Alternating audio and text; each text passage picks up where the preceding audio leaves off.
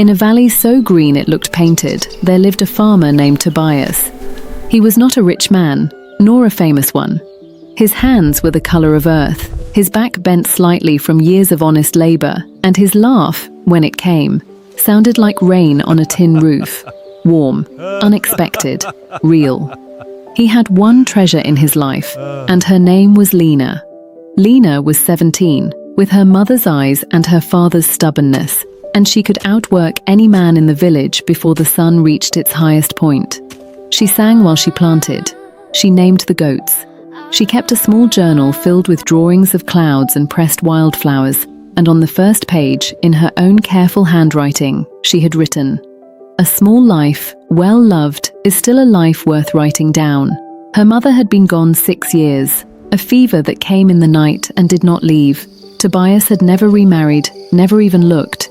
The villagers said he was still in mourning. Tobias said he simply had everything he needed. Every morning, before Lena woke, he stood at the edge of his field and looked at the sky. Not praying exactly, not asking for anything, just looking. The way a man looks at something he knows could be taken from him at any moment, and chooses, every single day, to be grateful for it anyway. That particular morning, the sky looked back. It began with a single seed. Lena found it while turning the eastern field, a seed unlike any she had ever seen. It was the size of a thumbnail, perfectly round, and it glowed faintly gold, the way embers do just before they die, or just before they catch. She held it up to the light, and it pulsed once, slow and steady, like a heartbeat. She brought it to her father.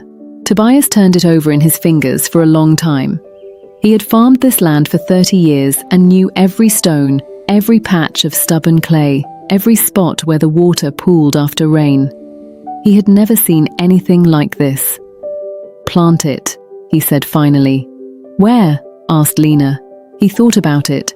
Then he walked to the very center of the field, the spot where, years ago, he had buried a lock of his wife's hair wrapped in cloth, the way his own mother had taught him, so that the one you love stays close to the things that grow. He pointed to that spot. "There," he said. Lena planted it without another word. That night, neither of them could sleep. Not from excitement, from something quieter than that. The feeling you get when something is about to change and some deep part of you already knows it and is trying to prepare. By morning, a small green shoot had pushed through the soil. By noon, it was taller than Lena's knee. By the following dawn, it had become a tree. The tree was unlike anything in the valley. Its bark was pale silver, its leaves a deep gold that did not fall even in autumn wind. It bore no fruit, at least not at first, but every morning, at the foot of its roots, there was something waiting. The first morning, a small leather pouch of coins, enough to repair the broken fence and replace the aging plough. The second morning, 2 piglets, healthy and fat, blinking in the early light as if they had simply always been there.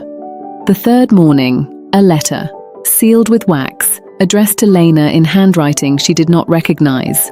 Inside, a single line, "Your mother says the clouds look beautiful from here." Lena sat down in the dirt and wept for a long time. Tobias stood beside her and said nothing, because nothing was exactly the right thing to say. They did not tell the village about the tree, not immediately. Tobias was a careful man, the kind who had learned that good things, shown too soon to too many eyes, have a way of becoming other people's business. He built a low fence around it. He told the neighbors it was a new variety he was testing, but a tree that glows faintly gold on quiet evenings is a difficult thing to hide.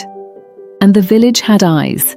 His name was Aldric, and he was the kind of man who had always believed that other people's good fortune was simply his own fortune, misplaced.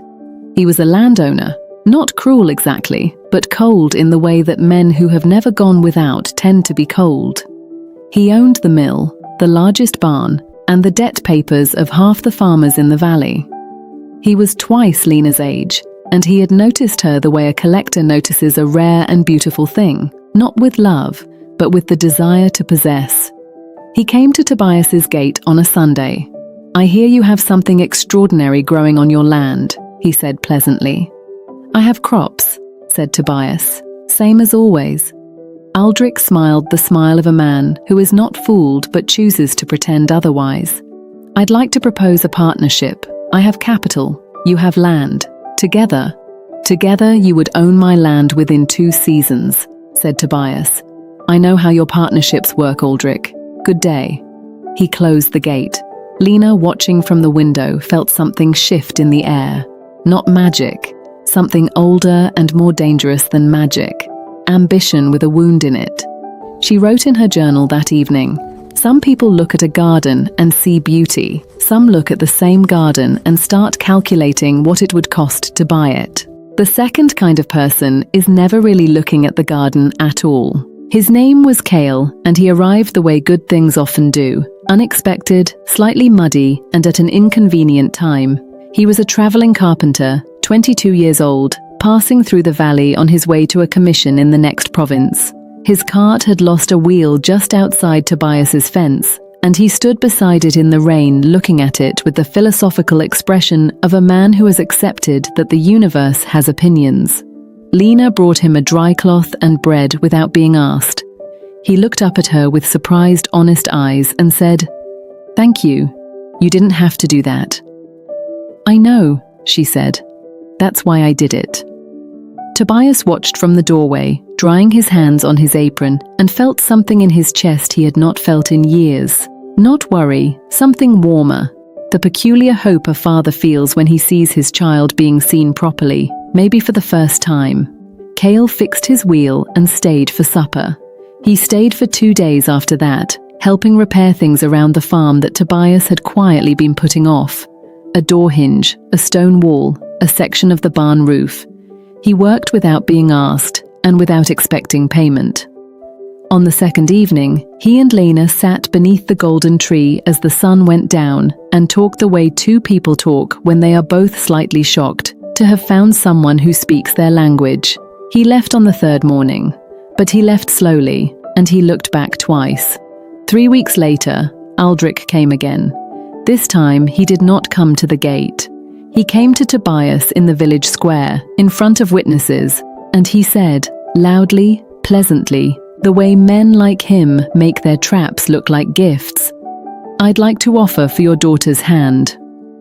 The square went quiet the way squares do when something important and uncomfortable is happening. Tobias said nothing for a long moment. He looked at Aldric, at his fine coat, his clean hands, the way he stood with the confidence of a man who rarely heard the word no and had decided, somewhere along the way, that this was his natural right. "She is not mine to offer," Tobias said at last. "She is her own." Aldric's smile tightened. "Of course, but a father's blessing carries weight." "Then I'll give you my answer. I wish you good health, and I wish you a long life, and I wish you the wisdom to find a woman who actually wants you." He picked up his basket from the market stall. "That's all the blessing I have for you today." The square did not laugh, but it breathed. That night, Aldric stood at the edge of Tobias's field in the dark and looked at the golden tree glowing softly in the distance, and something in his face changed. Not anger exactly, hunger. It was Marta who told him. Marta was a neighbor, not a bad woman, but a tired one, buried under debts she hadn't chosen, and a husband who had left her with 3 children and a leaking roof. When Aldric came to her door and told her he would forgive her debt entirely, all of it, in exchange for one thing, the full story of Tobias's tree, she sat with it for one night. One night was not long enough. She told him everything, the seed, the morning gifts, the letter from the dead. Aldric listened carefully. Then he went to 3 men he trusted in the way powerful men trust tools, and he gave them instructions. On a moonless night, they came to the field. They did not cut the tree. They did something worse. They dug at its roots, deep and careless, severing the pale threads that spread through the soil like a web of white light. They took a cutting, a branch, wrapped in cloth, and they brought it to Aldric. He planted it on his own land before dawn. In the morning, Lena went to the tree and found it standing, still silver, still golden-leafed. But the light was gone from it. And at its roots, where the gifts had always waited, there was only soil, cold and silent and ordinary. She pressed her hand to the bark and felt nothing. She did not cry this time. She went inside, sat across from her father, and told him everything. Tobias listened. Then he looked out the window for a long time. She needed the money, he said finally. He meant Marta. I know, said Lena. Then we can't hate her for it. Lena said nothing. We can't, he said again, more quietly, as if reminding himself. The cutting took root on Aldric's land. He watched it every morning, waiting. But the tree that grew was not the same tree.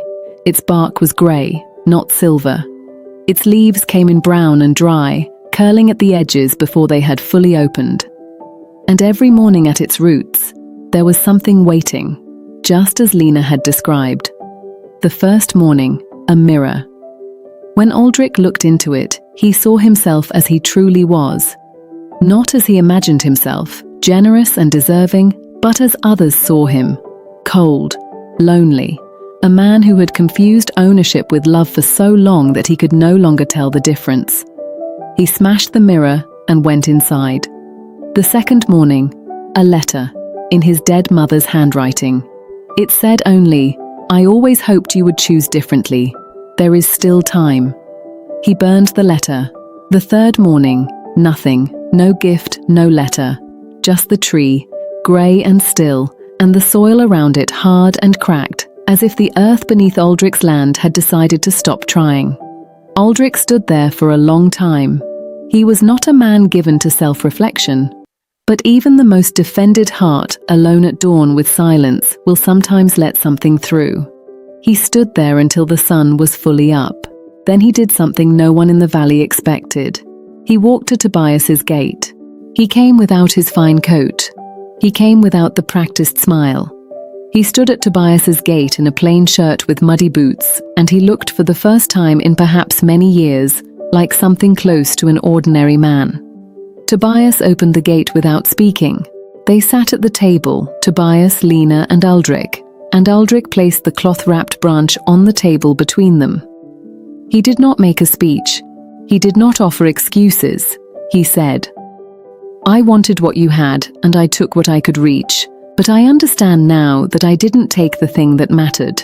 No, said Tobias, you didn't. I'll restore the debt papers, Aldric said, Marta's and the others, and I'll pay for the damage to the roots. Lena looked at him for a long time. She was not a girl who softened quickly, and she did not soften now, but she recognized something in his face, the particular exhaustion of a person who has spent a long time being the wrong version of themselves. The tree may not come back, she said. I know. Then why are you here? Aldric looked at his hands.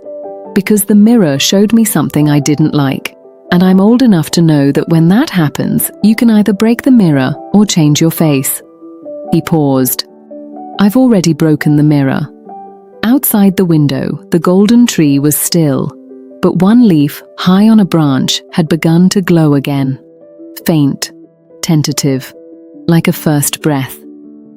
Cale came back on a Tuesday. He had not planned to. He told himself he was simply passing through again on the way to another commission. He told himself this with the determined confidence of a man who is lying badly to himself and knows it. He arrived to find Lena replanting the base of the golden tree with careful hands, patting the new soil gently around the repaired roots. She looked up when she heard the cart. She did not look surprised. You came back, she said. The road north has very good scenery, he said. She smiled with one side of her mouth. It goes through marshland. Stunning marshland. She stood up and brushed the dirt from her hands. Behind her, the tree had begun to change again, slowly, stubbornly, the way living things recover when they are tended rather than merely owned. The bark had taken on a faint warmth. 2 leaves shone gold in the morning light. Tobias watched from the doorway, one hand on the frame, and felt the particular fullness that comes when life, after testing you, decides to be kind. The tree never gave gifts in the way it once had. No more coins at the roots, no more livestock appearing at dawn. Some said Aldric's cutting had changed it. Some said the tree had simply grown into something more mature, less showy, more true. But every morning, without fail, Lena found one thing at its roots. A single wildflower, her mother's favorite kind. She pressed them, everyone, into her journal, between the cloud drawings and the things she wanted to remember. And the journal grew thick with them, page after page, a quiet record of a life that kept insisting on beauty even when it had every reason not to. Tobias lived to be very old. He never stopped standing at the edge of his field in the mornings, looking at the sky. And the sky, as it always had, looked back,